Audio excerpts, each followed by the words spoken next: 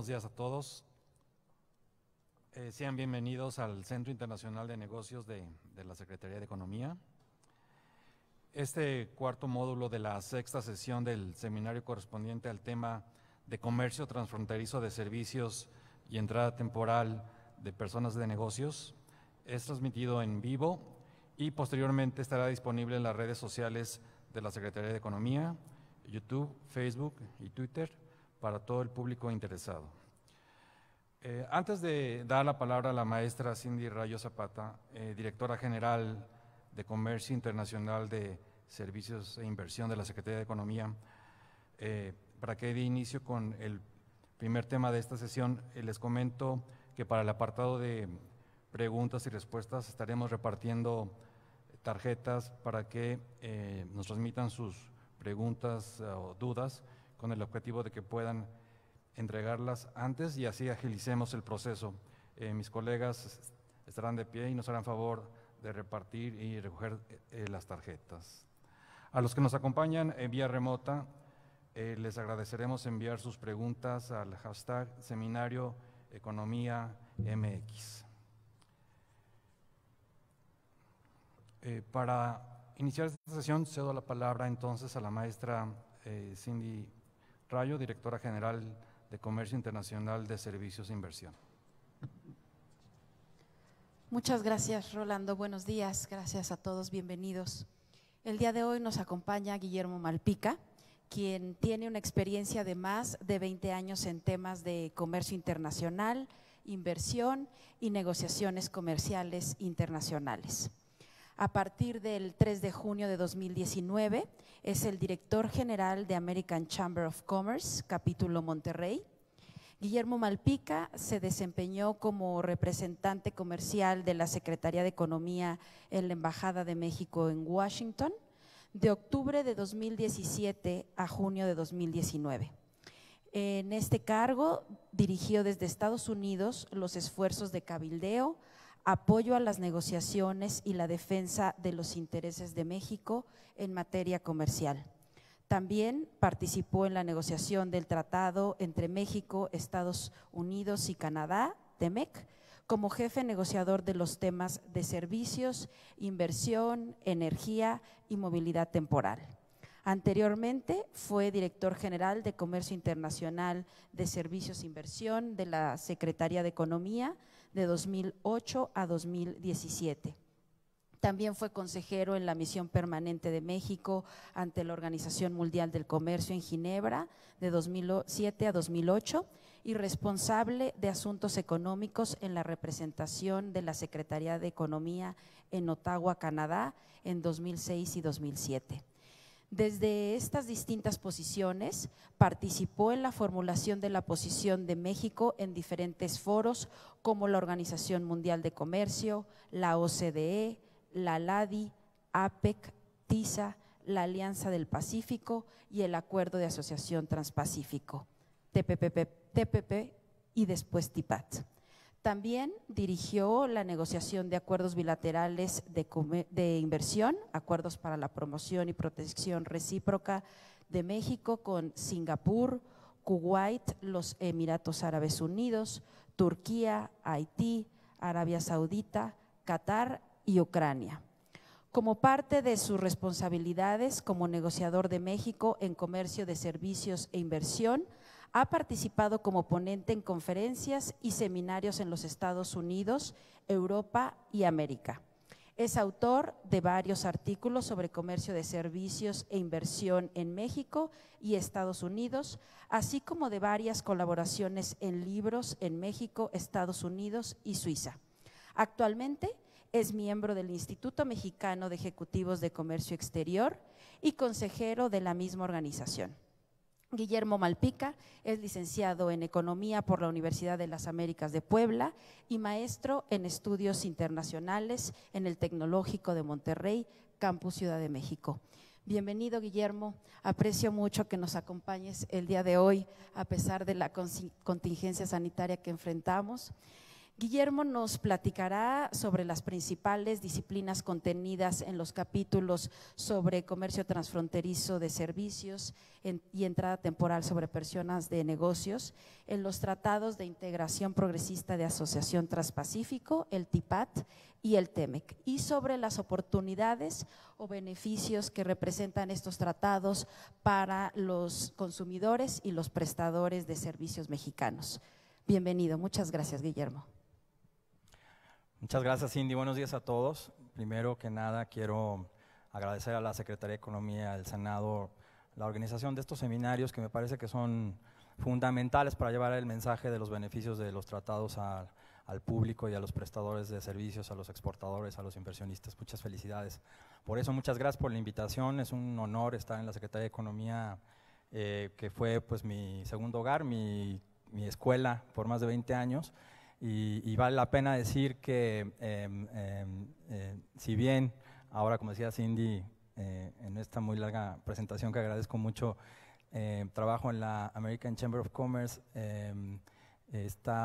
los comentarios que haga en esta reunión son por supuesto totalmente responsabilidad mía y no necesariamente representan la posición de la organización en la que hoy trabajo. Hecho este pequeño disclaimer, voy a hablarles un poco a manera general, primero, en qué consiste el comercio de servicios y la entrada temporal de personas de negocios, para poner un poco el contexto de qué se trata esta liberalización, de qué se negocia en este tipo de capítulos dentro de nuestros tratados y en particular qué cambió entre el TLCAN y la negociación del TEMEC y la negociación del TIPAT. Creo que hay una historia interesante que contar siempre cuando hacemos referencia a esa primera negociación y después a las más recientes negociaciones, una historia de mucho aprendizaje y también un caso de escuela de la interacción entre la política comercial y la política política.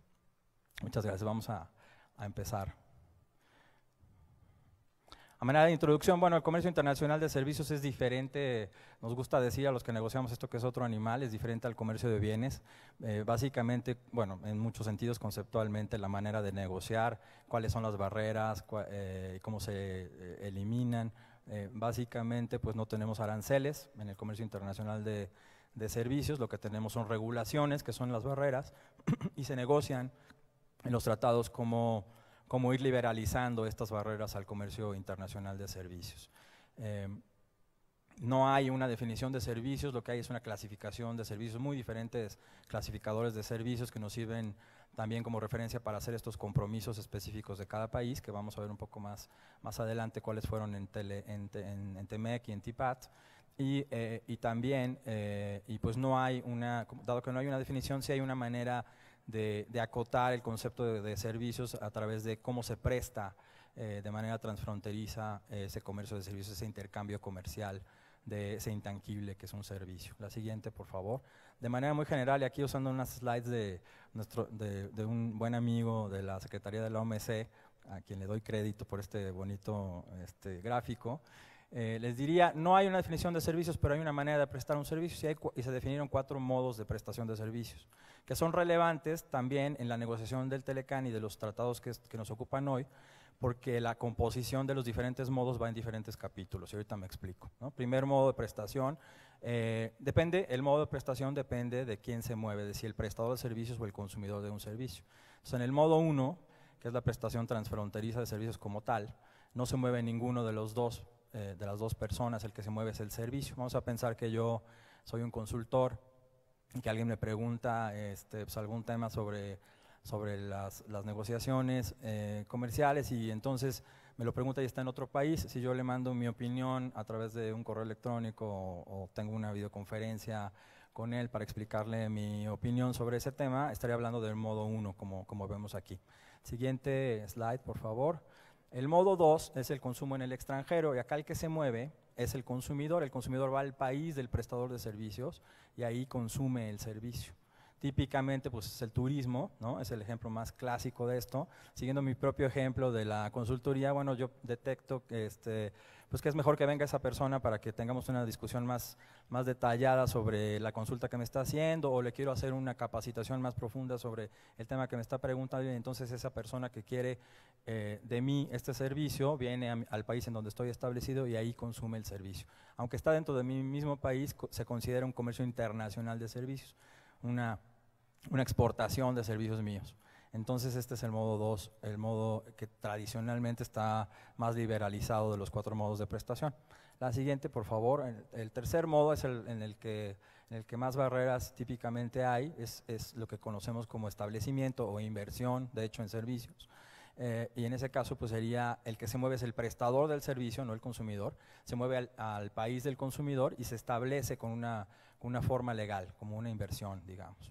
En mi ejemplo, bueno, pues yo iría entonces al país aquel en donde me están haciendo la consulta y pondría una firma de consultoría para prestar los servicios desde ahí, ¿no? Eso sería, siendo yo una firma extranjera, el modo 3, ¿no? Es importante este modo 3 porque en los tratados que México negocia desde el Telecán y en adelante, este modo 3 no está en el capítulo de comercio transfronterizo de servicios, aunque es una manera de prestar servicios, ¿no? Está en el capítulo de inversión, porque se decidió en ese momento que en el capítulo de inversión desde el Telecán se iba a tratar todo lo que es inversión, no solamente inversión en bienes, sino también inversión en servicios. Entonces el modo 3 está en el capítulo de inversión tratado y por esa razón los compromisos que se hacen para servicios y para inversión son comunes, son los mismos compromisos, como vamos a ver un poco más adelante. La siguiente, por favor. El cuarto modo de prestación, otra vez se mueve el prestador de servicios al país del consumidor, pero el prestador de servicios no es una persona moral, sino una persona física, quien presta el servicio, ¿no? Sería alguna persona que va al otro país de manera temporal, presta un servicio y en ese país y se regresa, ¿no? Eso también cuenta como una exportación de servicios. Como pueden ver, entonces es muy complicado medir el comercio de servicios. La siguiente, por favor.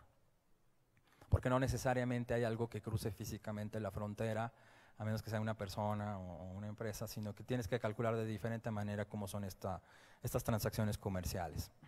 México fue un país con una gran visión al negociar desde el Telecán por primera vez en un capítulo sobre comercio de servicios, el capítulo 12, y a la par negociaba también la entrada de México al GATT durante la ronda Uruguay. En esa ronda nace también el tema de comercio de servicios como un tema de negociación a nivel multilateral y el resultado es el GATT, el Acuerdo General sobre Comercio de Servicios, que se negocia más o menos a la par de la negociación del Telecán. Entonces vamos a ver que hay dos escuelas, ¿no?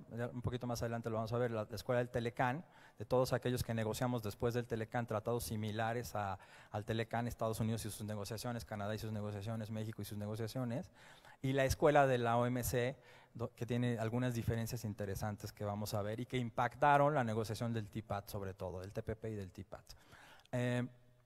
México, les decía, tiene capítulos de comercio de servicios desde el Telecán, de los 12. La siguiente, por favor, y acá, qué bueno que está Luzma porque me volé su slide y aquí le doy su crédito en el título.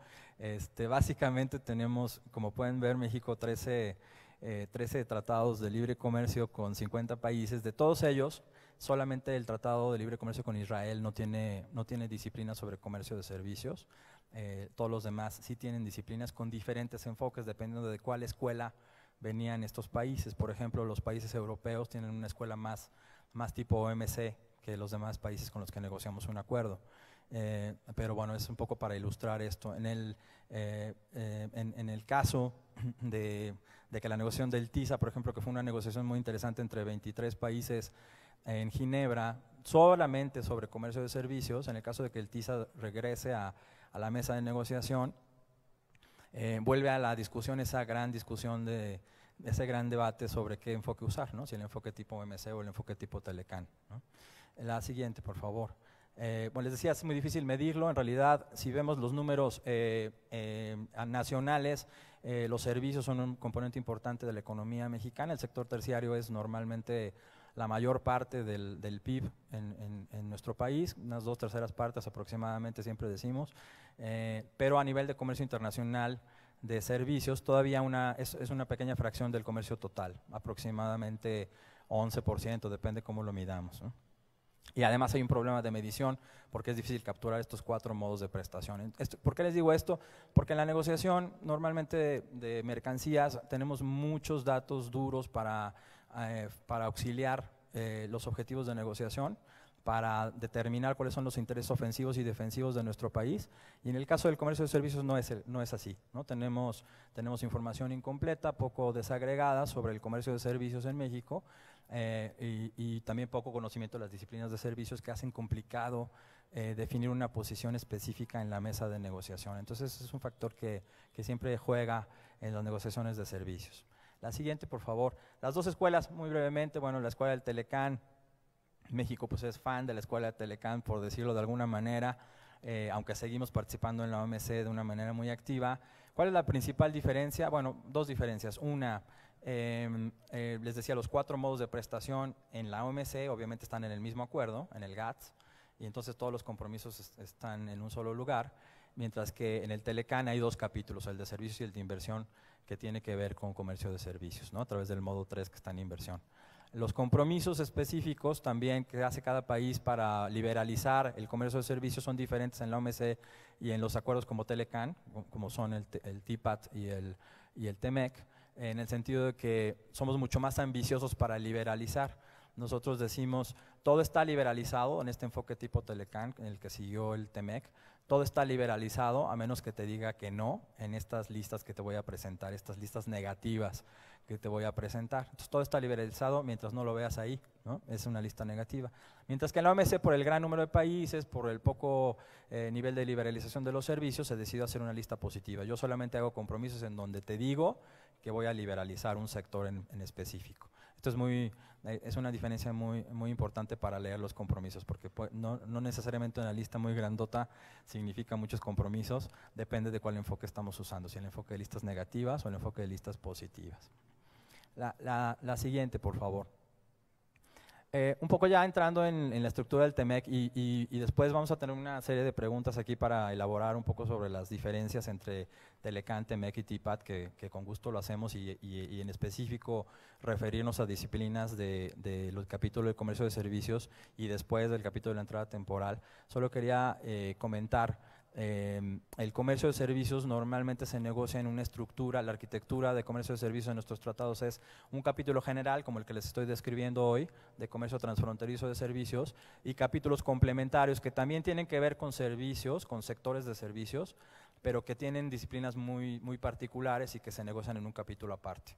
Por ejemplo, el capítulo complementario de este capítulo general de servicios es el capítulo de telecomunicaciones, el capítulo de servicios financieros que se negocia de manera separada, incluso en sus listas de compromisos por ser tan especial, ¿no? Y algunos otros capítulos que tenemos en algunos tratados como capítulos sobre comercio, transporte marítimo, y este que yo les comentaba de entrada temporal también tiene una característica complementaria con el capítulo de comercio de servicios de alguna manera, ¿no? Entonces, para ver todo el mundo de compromisos que hay en un tratado comercial como el TEMEC, hay que ver todos esos capítulos de servicios, el general, el de inversión, por supuesto, y los capítulos específicos como telecomunicaciones, entrada temporal, servicios financieros, y de alguna manera también por su componente de servicios, el de comercio digital. La siguiente, por favor. ¿Qué buscábamos en la negociación del TEMEC? Bueno, prioridades, teníamos algunas premisas, preservar esto como un acuerdo trilateral, preservar la integración, dar certidumbre, para eso son los tratados internacionales, para dar certidumbre, y garantizar el acceso a los mercados de servicios y de inversión en este caso, ¿no? Dentro de las 4 prioridades que se establecieron para la negociación, yo ubicaría el capítulo de comercio transfronterizo de servicios, como pueden ver ahí, en la esfera de mantener o de elevar la competitividad regional con respecto a otras regiones del mundo, lo mismo que el capítulo de la entrada temporal, ¿no? Serían esa la prioridad que atiende, además de la de certidumbre sobre todo, ¿no? Vamos a ver, no hubo una gran modernización en estos 2 capítulos, pero sí se garantizó que se preserva la certidumbre jurídica a través de los compromisos de liberalización y se mejoran algunas disposiciones para mejorar la competitividad de la región en este tema de comercio de servicios. La siguiente, por favor. Bueno, esa la voy a brincar, quizá vamos a elaborar un poco más sobre el tema de transporte transfronterizo más adelante, si les parece bien. Solamente mencionar, igual en el TPP también pertenecen a la negociación de los capítulos que ya existían en el Telecan y que tuvieron poca modificación, el capítulo de comercio transfronterizo de servicios y el de entrada temporal. Tenemos en el Telecan 22 capítulos, muchos capítulos nuevos en el TPP, tenemos 30 capítulos, si no me equivoco, en el TPP, después TPAT, y tenemos 34 capítulos en el TMEC. Pero el capítulo 12 de comercio transfronterizo de servicios es uno que ya estaba desde el origen, lo mismo que el capítulo 16, del Telecan de entrada temporal, que curiosamente repite el número, no sé cuántos de esos capítulos repitan número en el TMEC, el capítulo de entrada temporal repite el número 16 como capítulo en ambos tratados. La siguiente, por favor. Hay, como saben ustedes, al pasar del TPP al TPAT, la manera de referencia, ustedes ya lo han visto de manera extensa y dedicada en otras presentaciones, 22 disposiciones suspendidas, particularmente las que se refieren a comercio transfronterizo de servicios son 2. Una es el anexo 10B sobre servicios de envío express, sobre el que voy a referirme más adelante. Es un anexo que estuvo también empujando sobre todo Estados Unidos en las negociaciones multilaterales, en la negociación del TISA, finalmente en la negociación del TPP y en la negociación del TMEC. Y que fue una de las disposiciones suspendidas del TPP cuando entró en vigor el TPAT, ¿no? No existe ese capítulo de servicios de envío express en el TPAT. Y después un anexo específico para Brunei. Esto tiene que ver con sus compromisos específicos en el sector de carbón, no tiene mayor importancia más que para Brunei, por supuesto, y se elimina un párrafo de ese compromiso específico en materia de carbón, que de alguna manera le quitaba flexibilidad en su política regulatoria sobre ese sector. La siguiente, por favor. ¿Qué pasa con la entrada temporal de personas de negocios? Vale la pena decir algunas cosas generales y después entramos ya en detalle a través de las preguntas, si les parece bien. El entorno de negociación fue particularmente complicado en el TMEC sobre este tema. Y bueno, y en el TPP también, básicamente por la misma razón. En 2004 el Congreso de Estados Unidos decidió recomendar al Ejecutivo, de una manera muy convincente, no negociar disposiciones sobre entrada temporal de personas de negocios en sus tratados a partir de 2004. El texto de recomendación del Congreso más bien dice no negociar disposiciones en materia migratoria, ¿no? Y de ahí entendemos un poco cuál es la confusión, como vamos a ver más adelante. Esto no es realmente migración en el sentido de estancia permanente, pero bueno, todo olía a migración, parece migración, entonces está prohibido para evitar sensibilidades. En la discusión en el Congreso se decidió no negociar desde 2004.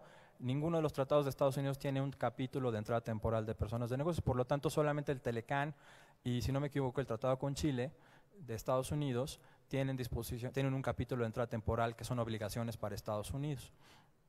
En la negociación del TPP, por supuesto, había una gran resistencia a tener negociación de un capítulo de entrada temporal y de hecho Estados Unidos no participa en la negociación de este capítulo de entrada temporal en el TPP y que después se volvió el TPAT, por lo que si bien pues está ahí un capítulo sobre entrada temporal, Estados Unidos no tiene ningún compromiso en esa materia. Es una negociación interesante. Como resultado de eso, los compromisos que hicieron los otros 11 países son diferentes a los compromisos que se venían haciendo en los capítulos de entrada temporal del Telecan hasta antes del TPP. Son diferentes los compromisos en varias maneras que vamos a ver también un poquito más adelante. Mientras que en la negociación del TMEC, por supuesto, Estados Unidos tenía una posición total a negociar un capítulo de entrada temporal. Y no solo eso, tenía también la instrucción o tenía la lectura original de decir, bueno, esto es un tratado y como tengo la prohibición desde el 2004 de mi Congreso de negociar disposiciones sobre migración, pues no deberíamos tener un capítulo de entrada temporal en el TMEC, ¿no? Entonces ahí la interpretación era básicamente si el TMEC es una actualización de un tratado ya existente, como el Telecan, o es un nuevo tratado, ¿no? Por muchas rondas hubo toda esa discusión a nivel horizontal en la negociación y hubo una total resistencia de Estados Unidos a tratar este tema. La posición de México y de Canadá, por el contrario, era muy ambiciosa. Nosotros no solamente queríamos tener ese capítulo, sino modernizar ese capítulo de manera importante, porque pues, las profesiones, por ejemplo, que se cubren con el capítulo de entrada temporal, son profesiones de los 80s, de inicio de los 90s, son 63 profesiones ahí en un apéndice. Es una lista cerrada de profesiones, y entonces pues, todas las profesiones, por ejemplo, relacionadas con la economía digital, con las tecnologías de la información, están faltando en esa cobertura del capítulo, ¿no? Al final, pues se negocia un capítulo que ustedes verán un poco más adelante, les voy a contar un poco más de detalle de qué hay. Básicamente cubre facilitación de la entrada temporal de personas de negocios, así como dice el título. No se preocupen, soy alérgico al polvo y algunas cosas. Y aquí de lejos. Básicamente cubre facilitación de la entrada temporal. No es migración, o sea, no cubre la estancia permanente de una persona en otro país con fines de incorporarse al mercado de trabajo de ese país de manera permanente. Tampoco incluye la entrada de cualquier persona de los países parte de un tratado, sino solamente de personas de negocios que están definidas en ese capítulo de una manera muy acotada como 4 categorías. Una de ellas es los visitantes de negocios, personas que van de manera corta a cerrar algún negocio, a hacer alguna cosa específica de negocios y se regresan. Las transferencias intracompañías, que son muy importantes en empresas, sobre todo dado el grado de integración que tiene la economía en Norteamérica, donde tenemos empresas con plantas en los 3 países. Esa movilidad a través de la categoría de transferencias intracompañías es importante.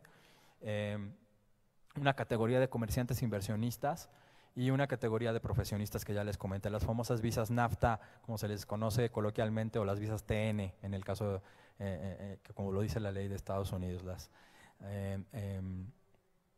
Estas son las categorías que pueden tener estas medidas de facilitación a través del capítulo de entrada temporal. ¿Cuáles son los beneficios principales? Bueno, los países no pueden imponer contingentes numéricos, cuotas, a las visas dadas bajo esas 4 categorías. Durante 10 años México tuvo un tope, por ejemplo, en el número de profesionistas que podían entrar bajo la categoría de profesionistas del Telecán. Ese tope se eliminó a los 10 años de entrada en vigor del tratado del Telecán.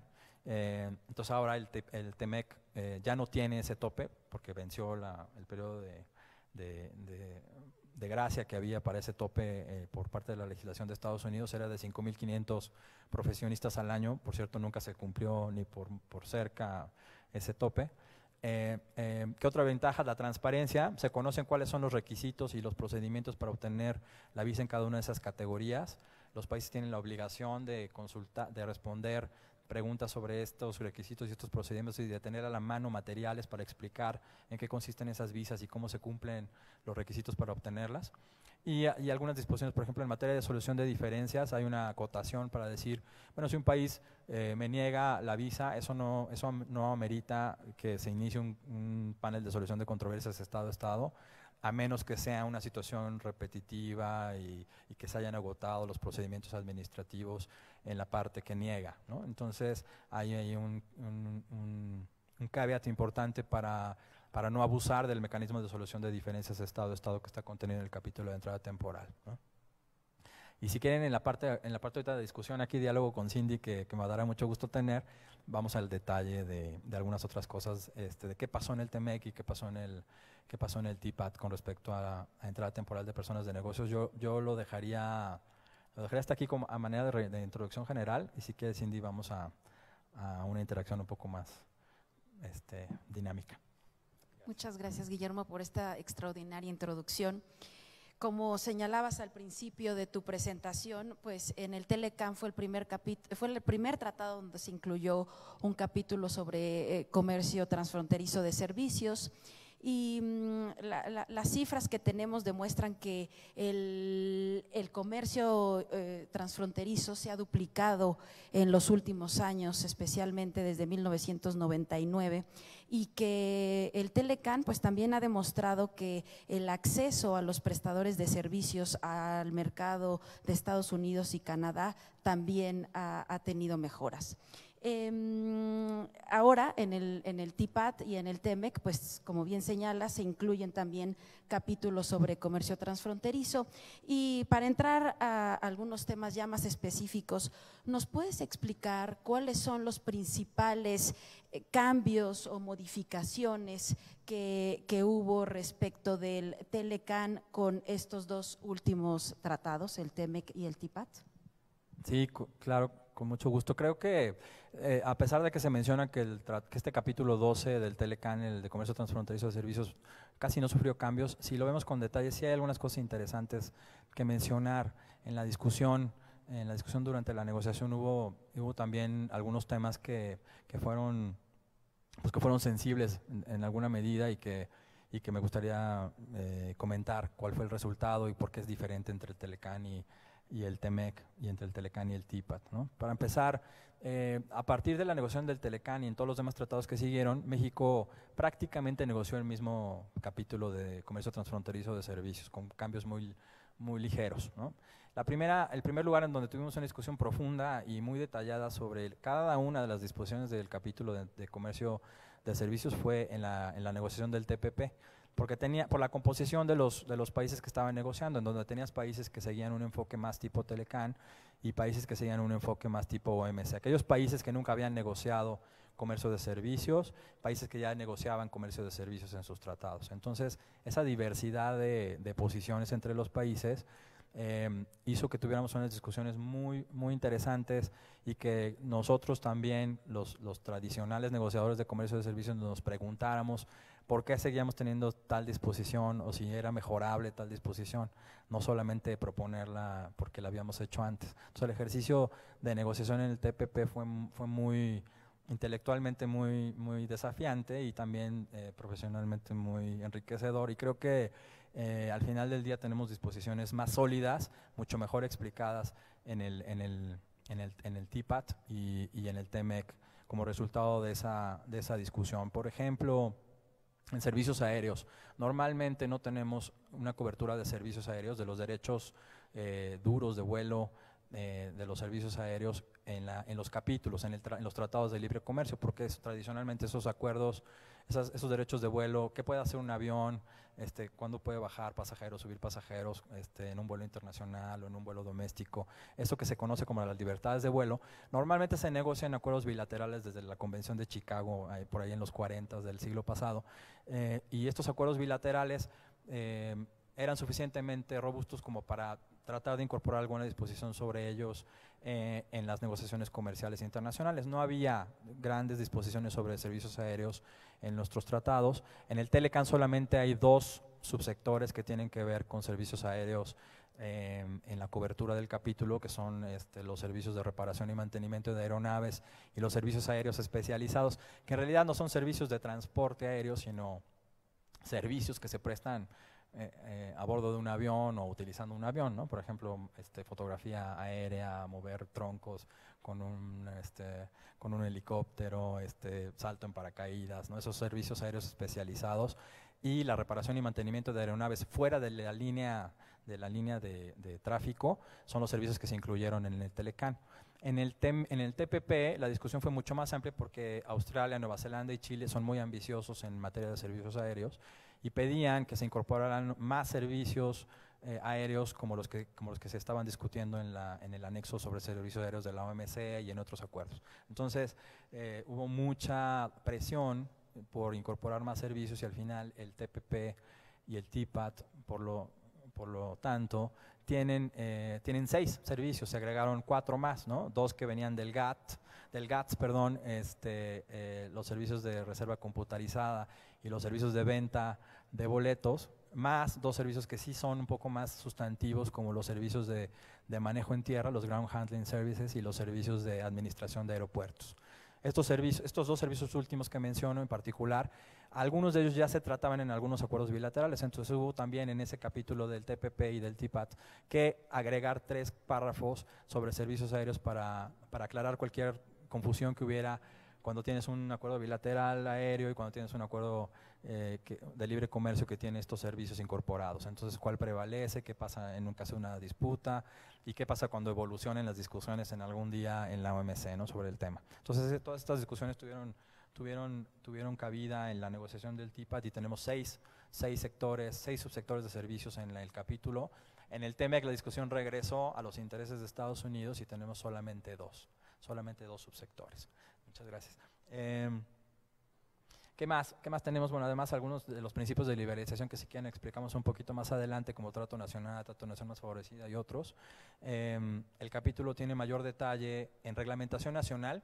Reglamentación nacional es todo aquello que tiene que ver con los procedimientos o los requisitos para obtener una licencia, para prestar un servicio o para obtener un título profesional, en el caso de México una cédula, o para establecer estándares, ¿no?, para establecer normas técnicas en materia de servicios.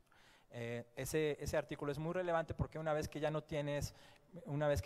hayas cumplido con toda la liberalización comercial, la siguiente barrera, igual que en el caso del comercio de bienes, la siguiente barrera una vez que liberalizas arancelariamente, pues son las regulaciones, ¿no? ¿Qué tantas trabas te ponen para procedimientos, para requisitos, para obtener algún permiso? Entonces, ese artículo de reglamentación nacional sufrió una modernización muy intensa que venía de nuestra negociación de Alianza del Pacífico.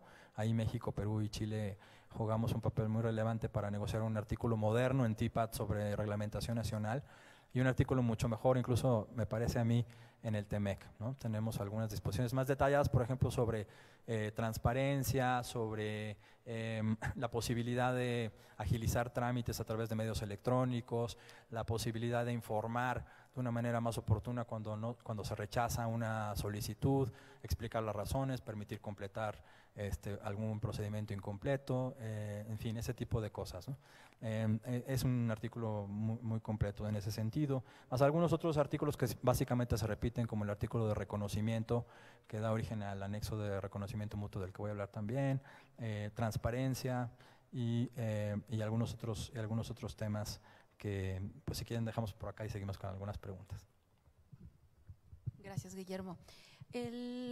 Estos capítulos sobre comercio transfronterizo incluyen una serie de disposiciones y principios como trato nacional, trato de nación más favorecida, presencia local, acceso a mercados. Y ¿nos puedes explicar en qué consisten estos principios y sobre todo cómo se traducen estos principios en beneficios para los prestadores de servicios? Sí. Básicamente en el Telecán teníamos tres principios de liberalización, como les llamamos: trato nacional, trato de nación más favorecida y presencia local no obligatoria, ¿no? Trato nacional y trato de nación más favorecida vienen del mundo de los bienes, básicamente se refieren a la no discriminación. El beneficio para los prestadores de servicios es justamente eso, tratar a los prestadores de servicios extranjeros como tratamos a los prestadores de servicios nacionales y no tratar mejor a un prestador de servicios del país A que a otro prestador de servicios del país B, ¿no? Básicamente el mismo concepto de no discriminación de bienes se traslada al mundo de los servicios a través del principio de trato nacional y trato de nación más favorecida. El principio de presencia local, que no viene del mundo de bienes, está en el Telecán y se repite en el TMEC y en el TPAT. Tiene que ver básicamente con hacer uso del comercio transfronterizo de servicios, de este modo uno como lo conocemos. Es decir, si para prestar un servicio yo te pongo el requisito de que tengas alguna forma de establecimiento, ya sea una oficina de representación o que te establezcas como empresa o que seas residente en el país, entonces no estoy cumpliendo con ese principio de presencia local no obligatoria, ¿no? Básicamente, si te permito que lo hagas de manera transfronteriza, como veíamos en el modo 1, cada quien en su país prestando el servicio, ahí sí estoy cumpliendo con el principio de presencia local no obligatoria. Si tengo alguna legislación que me requiera establecerme para prestar un servicio, como pasa mucho en servicios financieros, por ejemplo, entonces tengo que poner una reserva a ese principio de presencia local no obligatoria, ¿no? Entonces, básicamente es lo que quiere decir este principio. Y luego en la OMC, en el mundo del GATS, otra vez volviendo a la otra escuela, teníamos trato nacional más favorecida, igual o muy parecido que en el enfoque Telecán, y teníamos un tercer principio que se llama acceso a mercados. No tenemos presencia local en el enfoque de GATS. tenemos acceso a los mercados, que se entiende, es un principio, no es acceso en el sentido de liberalización, sino así se llama el principio, acceso a los mercados. Y se refiere a que para prestar un servicio no pongas límites numéricos, que pueden ser o no discriminatorios, es decir, pueden ser también para los nacionales o para los extranjeros, pero al final del día, al ser un límite numérico, o algunos otros ejemplos que se mencionan ahí, son una barrera a la prestación del servicio, ¿no? Por ejemplo, que no puedas tener más de cierto número de prestadores de servicios en el país, es decir, que cuando ya hay suficientes licencias de ese tipo de servicios ya no haya nuevas licencias, ¿no? Eso es una barrera a acceso a mercados, o que limites el número de prestadores, no de prestadores, sino del valor de los servicios que se prestan en un país, ¿no? El valor total de los servicios, o que pongas una prueba de necesidad económica, que ese es otro concepto, que es básicamente que tengas que justificar para que haya una nueva licencia de cierto servicio, tengas que justificar cuál es el impacto económico de eso en los empleos, ¿no? Por ejemplo, o que no estás afectando el empleo que ya está en el país, ¿no?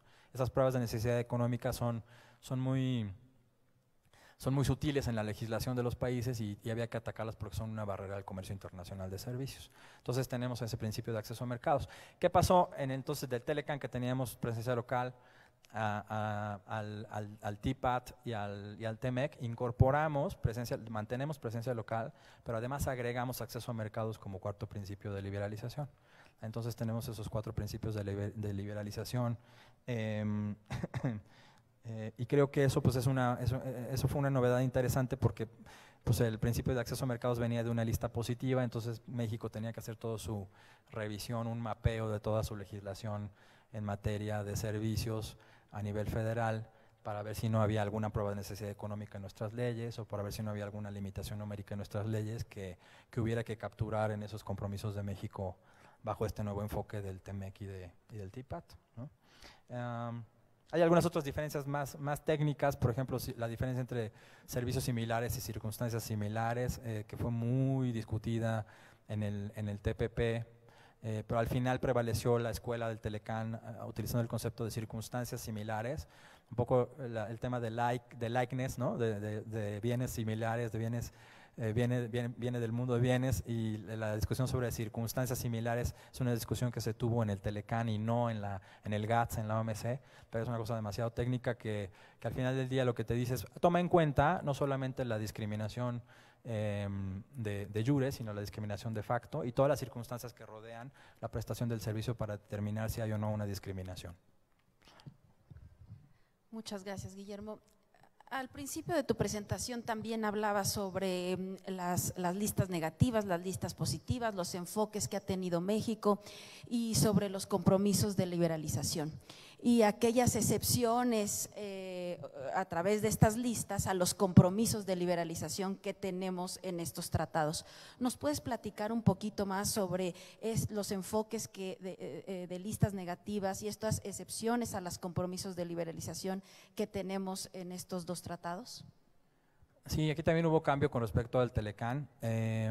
Básicamente el símil con bienes es, bueno, en bienes tienes listas de desgravación arancelaria, en servicios tienes listas de medidas disconformes, se llaman, y están divididas en 2 anexos.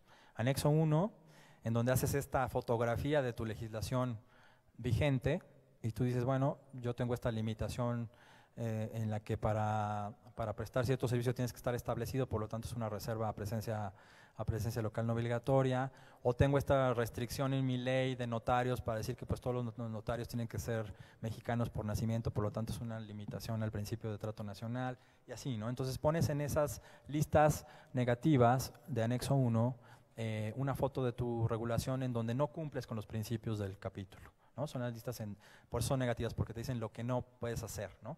Y tiene que estar respaldada por una ley o por alguna medida, ¿no? No la puedes inventar ahí en la negociación, sino tiene que estar respaldada por una medida. Si no existe una medida, no la puedes poner en una reserva, pero al revés, si pasa, si se te olvida o se te va a revisar una ley que contenía una limitación, pero no la pones en tus anexos, la pierdes, lo estás liberalizando, ¿no? Pero se llaman listas de list or lose, ¿no? Si no la pones, estás abriendo involuntariamente el sector, ¿no? Entonces, son listas negativas en donde todo está abierto, menos lo que yo te digo. Ese es el anexo 1. Esos son los compromisos que básicamente lo que te dicen es congelo el status quo de la legislación de un país para la prestación, en lo que tiene que ver con la prestación de servicios y la inversión, porque son comunes al capítulo de servicios y de inversión, y eso se conoce como standstill, ¿no? Yo congelo esa apertura vigente a la entrada en vigor del tratado. Y además de eso, cualquier apertura adicional que haga en el futuro, después de que ya está en vigor el tratado, se captura de manera automática, aunque no lo reflejo actualizando mis listas de mis anexos, se refleja para efectos legales como un nuevo compromiso. Por ejemplo, si antes, a la entrada en vigor del Telecán, la inversión en telecomunicaciones estaba en 49%, después de la reforma en telecomunicaciones que se va al 100% de inversión extranjera, la participación en telecomunicaciones, esa actualización que yo hago personalmente, individualmente como país, se captura como liberalización, como un compromiso de liberalización, porque el sector de telecomunicaciones está en mi anexo 1, ¿no? Entonces, ese es un poco el efecto, ese es el segundo efecto, el efecto ratchet, como se le conoce, ¿no? También la liberalización futura se congela, no solamente la liberalización a la entrada en vigor. Entonces, el anexo 1 congela la liberalización vigente y la liberalización futura de una manera muy eficiente. No tienes que volverte a sentar a negociar actualizaciones de servicios, porque automáticamente cualquier liberalización que hagas se captura como un compromiso internacional. El anexo 2 es el equivalente a no hacer compromisos en algún sector, ¿no? Es decir, tengo sectores que son sensibles y no hago compromisos en esos sectores, puedo hacer lo que quiera en esos sectores, es decir, ser más restrictivo mañana de lo que soy ahora, liberalizarme, pero no tiene ningún compromiso internacional, es decir, puedo hacer lo que yo quiera.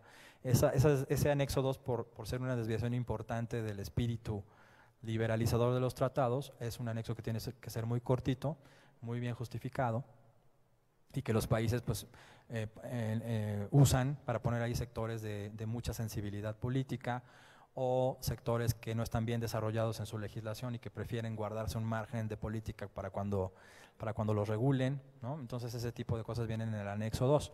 En el Telecán, por ejemplo, teníamos además anexo 3 y anexo 4 que se refieren al capítulo de inversión, y lo que hicimos en los tratados subsiguientes y también en el TPAT y en el TMEC es justamente consolidar esos 4 anexos en 2 anexos. Entonces prácticamente lo que venía en el anexo 3 y en el anexo 4 del Telecán están ahora en el anexo 2 del TMEC, ¿no?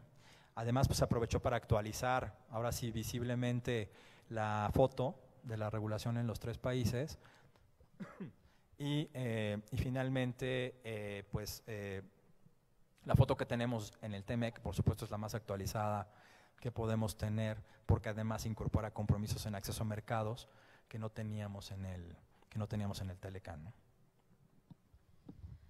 Gracias, Guillermo.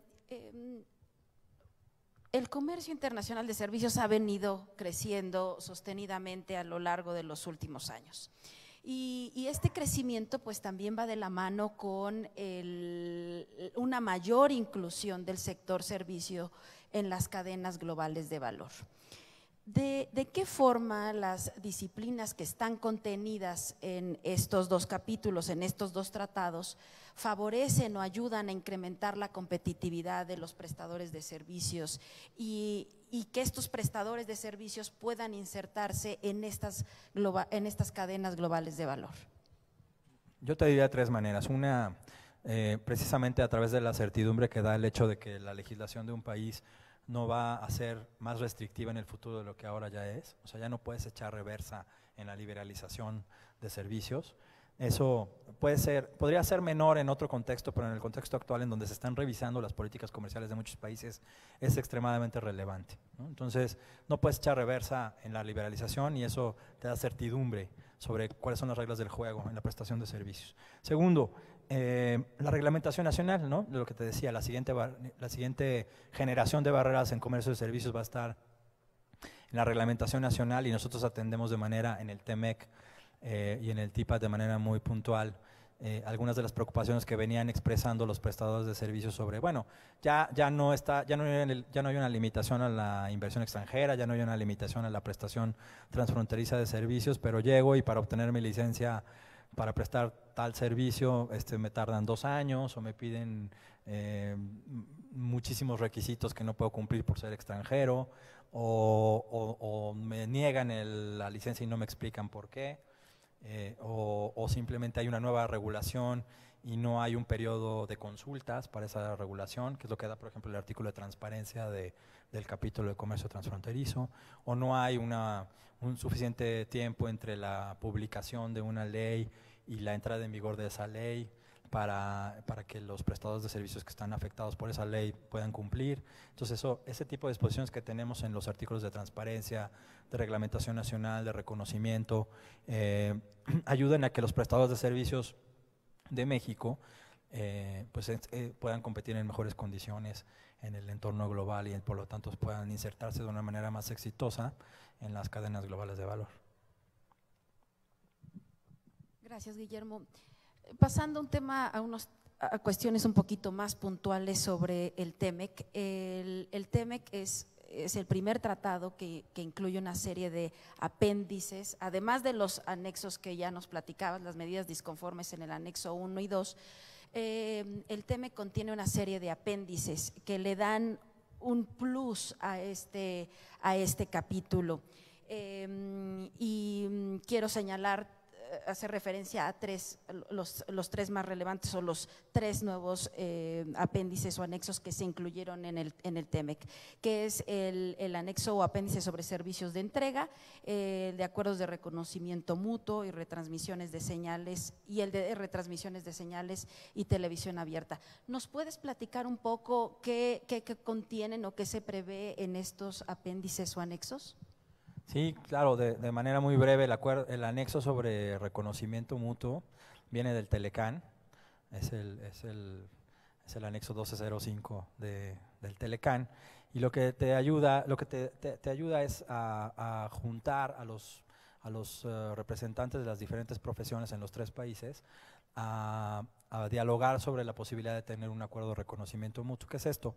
Pues que para ir como profesionista a ejercer en alguno de los países del tratado, no tengas que revalidar tus estudios y volver a obtener la licencia en el otro país, muchas veces tener que cumplir algunos requisitos como en México de servicio social, en fin.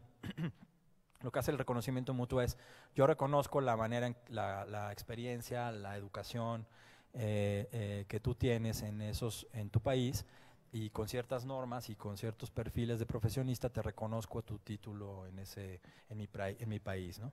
Es un acuerdo, es un concepto interesante que en el Telecán ya tuvo 3 resultados. Hay acuerdos de reconocimiento mutuo de ingenieros, de arquitectos y de contadores que se preservan en el TEMEC. Se dice que se preservan los acuerdos que ya se consideraron.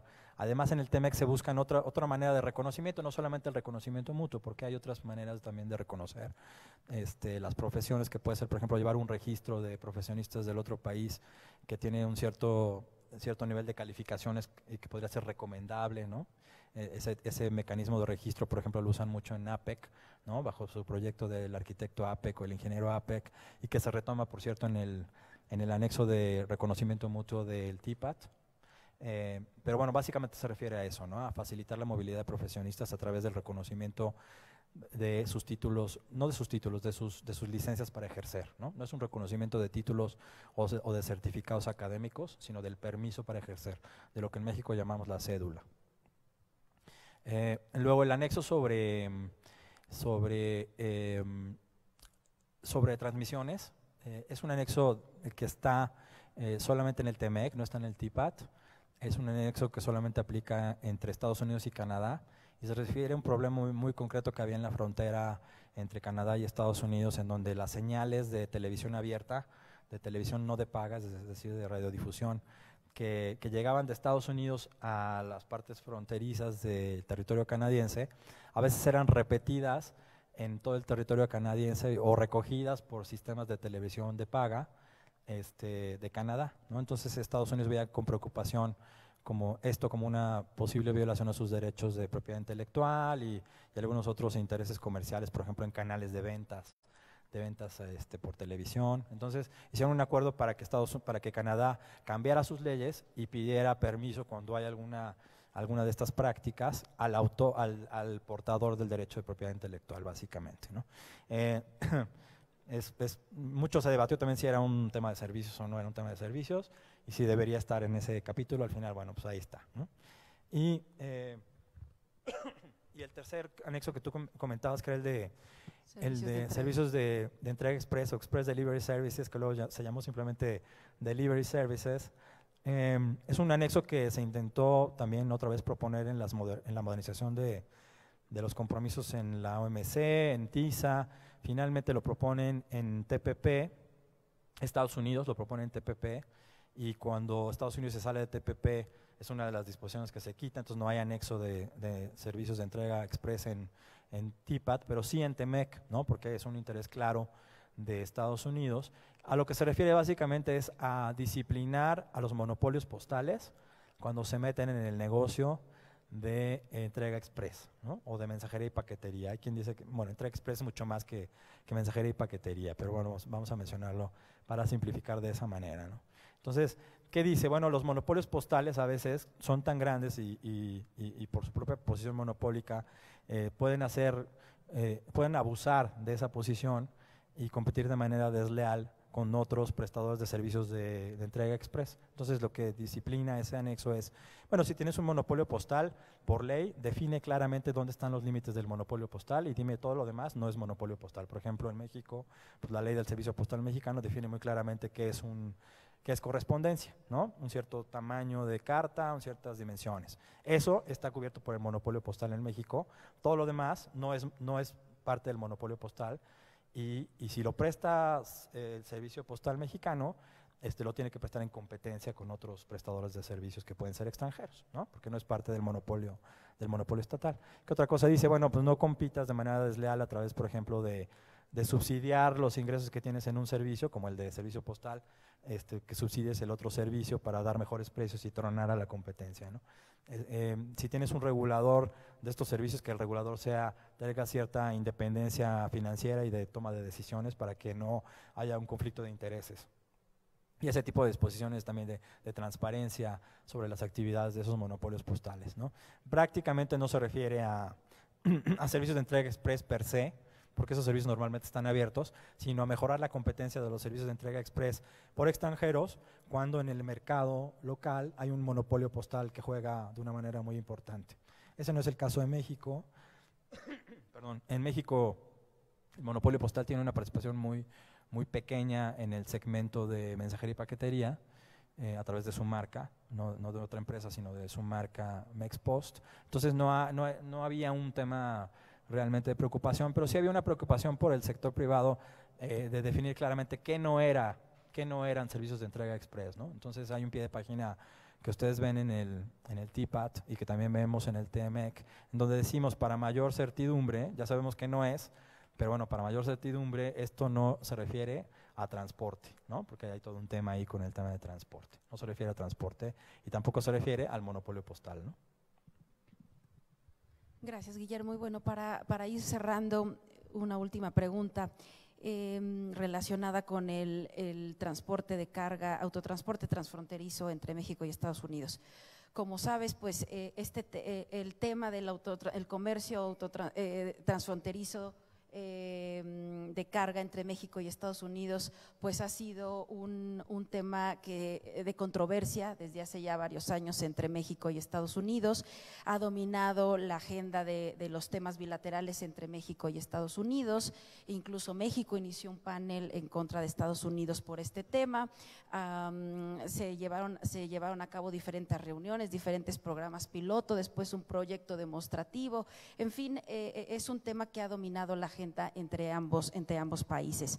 Y el TEMEC, en el TEMEC, México y Estados Unidos acordaron algo relacionado con el programa de autotransporte de largo recorrido.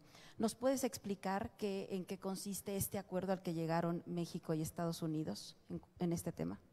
Sí, básicamente la apertura que garantiza el Telecán en materia de autotransporte terrestre de largo recorrido se garantiza, es decir, se mantiene la apertura que el Telecán prometió y que, como tú ya bien dices, tuvo una larga historia de disputas y de programas demostrativos, 2 programas demostrativos y finalmente ya una operación bajo las reglas regulares de Estados Unidos para el transporte. Entonces preserva esa apertura. Los transportistas mexicanos que tienen permiso para operar más allá de la zona fronteriza de Estados Unidos mantienen esos permisos, de ninguna manera se les eliminan esos permisos. Es más, sí pueden seguir, el Departamento de Transporte de Estados Unidos puede seguir recibiendo solicitudes de permisos adicionales porque, repito, la operación de transportistas mexicanos en Estados Unidos para largo recorrido ya se rige por normas regulares, no por un programa temporal como fue el proyecto demostrativo. Entonces se garantizan esas tres cosas, ¿no? La apertura, las licencias que ya se otorgan y el seguir recibiendo solicitudes de mayores licencias mayores permisos para prestar ese servicio. Lo que Estados Unidos tenía era una enorme presión para tener alguna referencia a una salvaguarda que estaba pidiendo un sector de los stakeholders de Estados Unidos. Entonces hay una propuesta en algún momento de la negociación de poner una salvaguarda, es una reserva en el anexo 2 de Estados Unidos, que básicamente a lo que se refiere es una especie de salvaguarda en transporte transfronterizo, para decir que bajo ciertas circunstancias se podría suspender, emitir estos permisos a transportistas mexicanos. Para México era una reserva muy complicada porque pues solamente aplica a México, no aplica a México y a Canadá, y además pues ya teníamos una larga historia de defender la apertura. Entonces había que ser muy cuidadosos con defender esa apertura y al mismo tiempo atender la preocupación específica de Estados Unidos en este tema. Además del hecho de que no hay, a diferencia de bienes, no hay ni en la OMC ni en ningún otro tratado disposiciones sobre salvaguardas en comercio de servicios. Las instituciones ni las leyes de nuestros países tampoco contemplan salvaguardas en servicios. Y básicamente sería muy complicado establecer una salvaguarda porque es muy complicado medir el comercio de servicios, como ya les decía, ¿no? Entonces, ¿cómo calculas el daño o la amenaza de daño, ¿no? Por ejemplo, es un tema, ¿no? No podrías hacerlo. Entonces, bueno, todas estas discusiones tuvieron lugar en la negociación y al final del día lo que tenemos es una redacción trabajada entre México y Estados Unidos para que esta salvaguarda exista en la negociación del TEMEC, pero al mismo tiempo el cumplimiento de las condiciones para que esta salvaguarda se active es extremadamente difícil, ¿no? Por ponerte un ejemplo, tiene que haber dos condiciones: que haya un daño, que haya una seria afectación a los transportistas domésticos en Estados Unidos y que eso sea causado, que haya una causalidad, que eso sea causado por los transportistas mexicanos en Estados Unidos. Entonces, si tú ves el número de licencias que hay actualmente de transportistas mexicanos para hacer largo recorrido, o ves el número de transportistas o de camiones que hay de mexicanos en Estados Unidos para hacer largo recorrido, y lo comparas con todos los transportistas de Estados Unidos en el territorio americano, te puedes dar cuenta de que numéricamente tendríamos que crecer como 100 veces para realmente activar esta salvaguarda. Con los números que ven ahí son los números de la época de la negociación de 2017. Entonces es prácticamente imposible, tendríamos que crecer, hacer todo el transporte que hace México con Estados Unidos por tierra y no nos alcanzaría, ¿no? Y crecer exponencialmente para activar la salvaguarda. Además de eso, digo, para salvar un poco el tema, metimos un párrafo de revisión. A los 5 años esa reserva se tiene que revisar, ¿no? Independientemente de la revisión general del tratado en el año 6, en el año 5 tenemos que revisar si tiene sentido esa salvaguarda, si se ha usado o si la tenemos que eliminar. Y además de eso, un anexo adicional del TEMEC en el capítulo de servicios es un comité nuevo de transporte, en donde vamos a tratar de atender otras preocupaciones que expresaba el sector privado mexicano ya sobre la operación a nivel estatal, ¿no? De este tipo de transporte. O sea, tú ya tienes el permiso para operar largo recorrido, pero en el estado fronterizo X te ponen un requisito adicional que pues de hecho no te deja pasar por ese estado, ¿no? Entonces, el comité de transporte está pensado para todos los modos de transporte cubiertos por el tratado y para atender ese tipo de preocupaciones específicas ya en la operación, en la implementación del tratado en materia de transporte. Entonces, le pusimos candados por todos lados y algunos mecanismos de consulta para tratar de que esto tuviera el menor efecto real, pero al mismo tiempo diera la visibilidad necesaria que necesitaba el gobierno de Estados Unidos para cerrar este acuerdo. Muy bien, muchas gracias, Guillermo.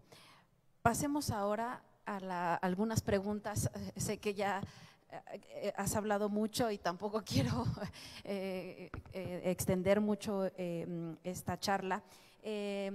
algunas preguntas sobre el tema de entrada temporal de personas de negocios. En una región tan integrada como la de América del Norte, pues se requiere que se garantice y se facilite la entrada de las personas que hacen negocios en la región de América del Norte y sobre todo pues que se promueva la transparencia en las condiciones de acceso de todas estas personas que realizan negocios. ¿Cómo? Y también comentabas al principio que el tema, la discusión sobre si incluir o no un capítulo sobre entrada temporal y las sensibilidades que representaba para Estados Unidos, sobre todo por el tema migratorio, tener un capítulo de esta naturaleza desde el TIPAD ahora en el TEMEC.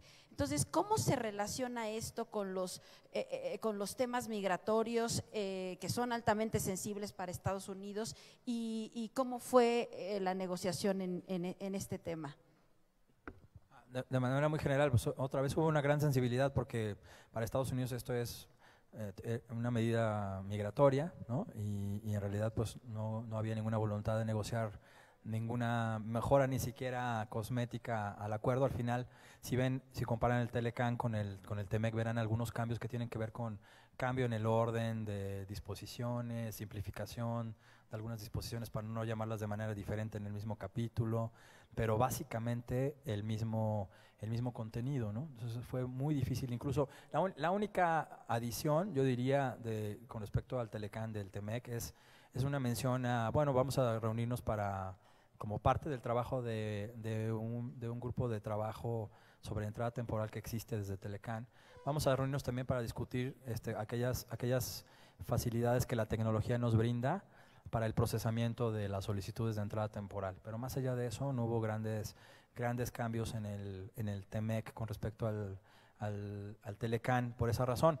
Es uno de los temas, de los grandes pendientes, yo creo que para la primera revisión en el año 6, México proponía, por ejemplo, abrir la lista de profesionistas a cualquier profesionista, explorar algunas profesiones técnicas, como hicimos en Alianza del Pacífico, como hicimos en negociación en Alianza del Pacífico, no, porque no tenemos visas, en el acuerdo con Perú, por ejemplo, y básicamente pues, ir lo más avanzados posibles. Había sectores, por ejemplo el sector energético, que nos pedía incluso algunas actividades relacionadas, no ni siquiera técnicas, sino relacionadas con certificación de capacidades, por ejemplo los buzos en los pozos petroleros que se certifican a través de alguna norma de competencias laborales, ¿no? Entonces nosotros queríamos ir lo más avanzado posibles para cubrir las necesidades de la movilidad de personas relacionadas con comercio. No se pudo. En el TPAT, nada más de manera muy rápida, te cuento, dado que Estados Unidos no hizo compromisos, entonces los demás países lo que hicimos fue hacernos compromisos recíprocos, es decir, no tenemos compromisos en las 4 categorías, sino que cada país dijo, yo hago compromisos en esta categoría y en esta categoría, y entonces si yo, México, hago compromisos en 4 categorías, pero Brunei solo lo hace en 2, entonces México, para efectos de Brunei, solamente le da facilidades a las 2 categorías que Brunei le da a México, un poco hacer argumento de reciprocidad, de manera que no hubiera un free rider en la negociación, porque pues sí hay un capítulo de entrada temporal, ¿no? Entonces ese fue el resultado de la negativa de Estados Unidos de tener capítulo, de participar con compromisos específicos en el capítulo de entrada temporal del TPAT, del TPP. ¿Y este capítulo cómo se relaciona con el capítulo sobre comercio transfronterizo de servicios? Es de alguna manera parecido al modo 4 que les explicaba del GATS, entonces está cubierto para efectos de la liberalización por el capítulo de comercio transfronterizo de servicios, o sea, la movilidad de un prestador de servicios que va al otro país, persona física que va al otro país a prestar un servicio. Esa es una de las, sería una modalidad de la entrada temporal, pero la entrada temporal es más allá que prestadores de servicios, ¿no? Por ejemplo, también incluye inversionistas, que no está. Entonces es si lo vemos como círculos, bueno, básicamente hay una parte que es común a comercio de servicios, otra parte que es adicional a comercio de servicios, ¿no? Complementario, y a la vez tiene algunos elementos que no son de comercio de servicios, ¿no? En realidad es una cosa rara, y tiene por ahí también pues, muchas referencias al respeto, a las leyes relativas a la seguridad de las fronteras, que era un tema altamente sensible. Y finalmente, Guillermo, para cerrar, ¿qué beneficio representa este capítulo para los mexicanos? Yo creo que el hecho de ser uno de los pocos países que tenemos capítulo de entrada temporal y por lo tanto visas NAFTA es en sí ya una enorme ventaja, ¿no? Creo que el hecho además de ya no tener un límite numérico a las visas de profesionistas pone a México en una posición competitiva muy interesante con respecto a otros países que también incursionan como profesionistas en Estados Unidos, que tienen que recurrir a una visa global que sí tiene un cap global, ¿no? Tiene un tope numérico global. México tiene su propia categoría de visas y Canadá su propia categoría de visas para entrar a Estados Unidos, y creo que eso facilita mucho la movilidad de profesionistas. Hubiera sido mejor no tener que estar buscando cómo interpretar alguna de las actividades profesionales actuales en la lista de 63 profesiones del NAFTA, pero bueno, es lo que hay, y hay 63 profesiones ahí que pueden ser interpretadas de manera diferente para tener la mayor cobertura posible, ¿no? Una de las actividades del comité, del grupo de trabajo de entrada temporal, es precisamente ponerse de acuerdo con las interpretaciones de qué entiende por cada una de las categorías y de cada una de las profesiones. Muy bien, pues Guillermo, con esto damos por concluido. Muchísimas gracias, de verdad muy interesante todo lo que nos platicas y te agradezco que nos compartas toda tu experiencia en estas negociaciones en la que participaste, estuviste involucrado durante muchos años. Muchas gracias, Guillermo. Muchas gracias.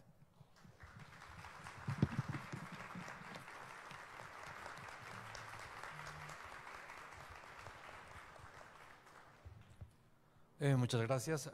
A continuación, abrimos la ronda de preguntas y respuestas, para lo cual tomaremos algunas de las preguntas realizadas en el foro y vía remota también, tomando en consideración el tiempo que resta para finalizar la sesión. Como primera pregunta, tenemos, en virtud del cierre de las fronteras entre países por el coronavirus, ¿qué impacto se espera sobre el comercio de bienes y servicios? ¿Y qué pueden hacer las empresas para reducir el impacto sobre sus productos o servicios?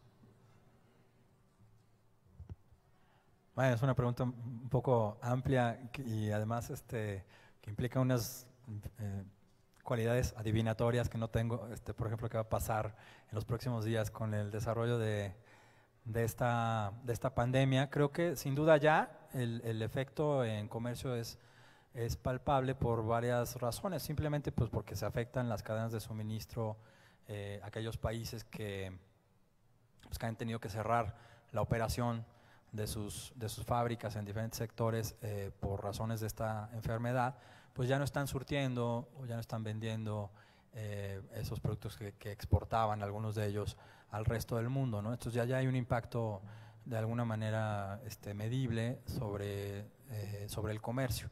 Yo creo que hablando del comercio de servicios, y una de las grandes virtudes del comercio de servicios es que pues, hay una gran posibilidad de crecer a través de medios remotos.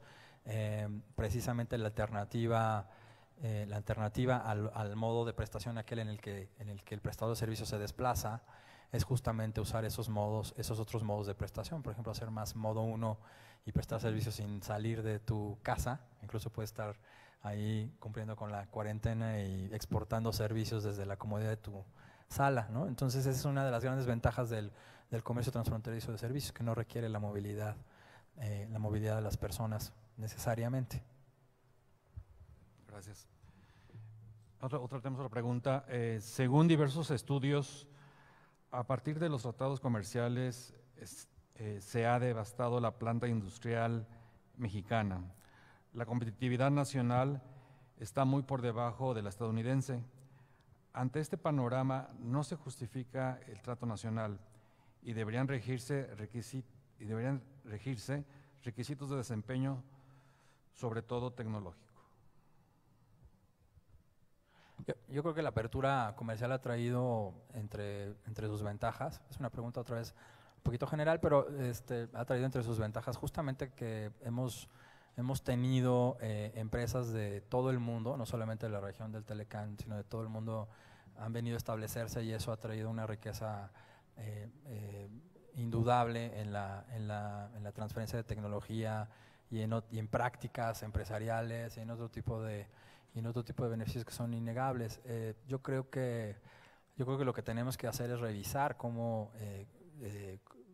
más bien cómo los beneficios de estos tratados que tenemos con el mundo precisamente pueden llegar a más gente, ¿no? A lo mejor el debate no es si lo que tenemos ahora se tiene que cerrar, sino más bien cómo profundizamos los beneficios de lo que ya estamos haciendo para que lleguen a las pymes, para que lleguen a todas las regiones, para que lleguen a todo tipo de empresa, para que tengamos cada vez más emprendedores, exportadores, en fin, yo creo que, creo que el trabajo más bien va por ahí y en ese sentido no podemos hablar de exportaciones de bienes competitivas en el mundo actual si no mejoramos las exportaciones de los servicios que están incorporados en esa producción manufacturera. Entonces es requisito indispensable seguir trabajando en mejorar el comercio transfronterizo de servicios en México, estas regulaciones que afectan el comercio transfronterizo de servicios para insertarnos de mejor manera, no solamente en el mercado de comercio mundial de comercio de servicios, sino en el mercado mundial de comercio de bienes de una manera más competitiva. Tenemos una pregunta de Leonora G. vía Facebook. ¿Cuántas profesiones están reconocidas? ¿Comercio internacional está considerado en esta lista? ¿De qué depende el reconocimiento mutuo? Gracias a Leonora. Hay 63 profesiones en el apéndice de la categoría de profesionistas. Comercio internacional, no estoy seguro, tendría que revisar. Muchas de las profesiones actuales, por ejemplo, están pasando o están obteniendo, y eso es algo que era un poco una información, pero también una especie de queja, están pasando a otras categorías, por ejemplo, bajo la categoría de consultoría, ¿no? Que sí está el profesionista que hace consultoría. Muchas veces en esa categoría cabe pues todo lo que ustedes quieran y manden, ¿no? Entonces, no sé, tendría que revisar si la licenciatura en comercio internacional está incluida en las 63, no me acuerdo. ¿Y de qué depende el reconocimiento mutuo? Bueno, se tienen que juntar, tiene que haber una voluntad de los gremios de profesionistas de los 3 países y manifestar su deseo de hacer un acuerdo de reconocimiento mutuo. Tienen que discutir las condiciones para ese reconocimiento mutuo, es decir, que cuántos años de experiencia, cuántos años de educación se van a reconocer, qué códigos de ética van a reconocer, en fin, todos los requisitos que implicaría ese reconocimiento mutuo. Y cuando ya alcanzaron un acuerdo entre los profesionistas de los 3 países, lo tienen que someter a los gobiernos de los 3 países básicamente para que se revise la consistencia de eso que ellos acordaron con los compromisos internacionales del resto del tratado. Y si eso cumple con las disposiciones del tratado, pues ya está en vigor, ¿no? Entonces lo que se necesita es básicamente voluntad y organización por parte de los gremios de profesionistas para acercarse a los de los otros países. Hay profesiones que se regulan de manera muy diferente entre los 3 países porque venimos de tradiciones educativas diferentes en las universidades, pero hay otras profesiones, quizá las más modernas, en donde es muy similar la manera en que se regula. Entonces esas yo creo que tendrían un mayor potencial para el reconocimiento mutuo. Y no olvidemos también, aunque no es parte del tratado, que también se podría hacer en el marco de la OMC reconocimiento mutuo de técnicos, por ejemplo, ¿no? Ahora, una aclaración, esas 63 profesiones del capítulo de entrada temporal solamente regulan la entrada temporal, o sea, la visa NAFTA, por ejemplo, en Estados Unidos. No quiere decir que solamente puedas hacer reconocimiento mutuo de esas 63 profesiones. Puedes hacer acuerdos de reconocimiento mutuo de cualquier profesión, siempre y cuando las partes tengan interés. Ok, muchas gracias. Bueno, ahora tomaremos algunas preguntas aquí en el foro, si es que las hay. Aquí mis compañeros están con los micrófonos.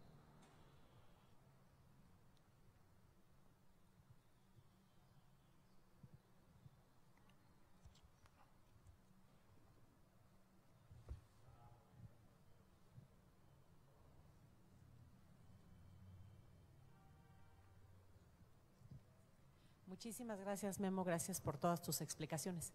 ¿Tú qué oportunidades ves para los exportadores mexicanos, para los empresarios mexicanos, para poder acceder a los mercados de servicios tanto en TEMEC como en TIPAT, que pudieran de una manera concreta explorar, o qué sugerencias nos podrías hacer para el aprovechamiento de estos tratados en el área de servicios? Gracias.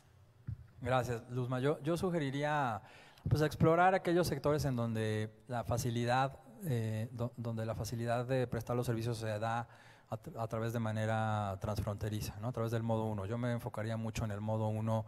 No tenemos el tamaño de empresas, ni tampoco las empresas que queremos promover como exportadoras tienen el tamaño como para ir a establecerse en el otro país. Yo me iría por el modo 1, que además no necesitas grandes recursos para hacerlo, y aprovechar también los clústeres que ya hay en los países en diferentes sectores, en el país, en diferentes sectores de servicios, ¿no? Tenemos clústeres de TI, por ejemplo, en diferentes regiones del país, ¿no? Notoriamente en el Bajío, pero en otras regiones también. Yo me enfocaría mucho en esos clústeres para tratar de exportar servicios relacionados con TI, todo lo que tiene que ver con contenidos digitales, que me parece que México tiene una fuerza académica muy importante. Vamos a tener graduados, cada vez más graduados de ese tipo de disciplinas profesionales, ingenieros. Creo que hay un potencial interesante en ingenieros, por ejemplo, para apoyar el trabajo de otras industrias que también se manejan por clústeres, como la aeroespacial, ¿no? Y las universidades ya están preparándose para hacer eso.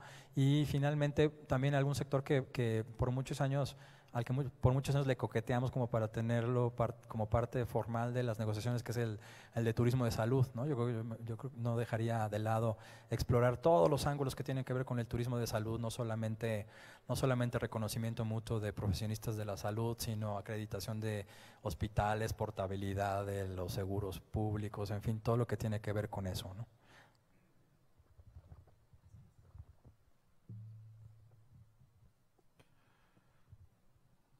Bueno, si no hay más preguntas aquí en el foro, agradecemos a todos ustedes su participación.